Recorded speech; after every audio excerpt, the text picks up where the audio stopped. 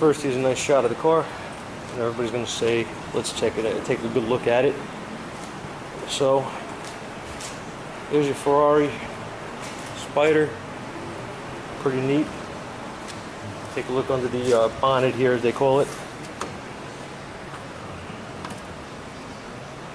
It's a 3.5 liter. Alright, not a whole lot to look at here as far as maintenance or repairs. I can't see anything that's easy to do on here except maybe changing air filters or an oil change maybe. So there's your power plant. There's some, I guess, storage. Pretty cool.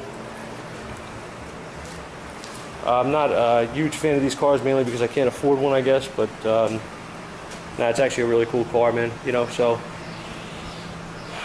nice to have one in the shop. See if we can fix it, right?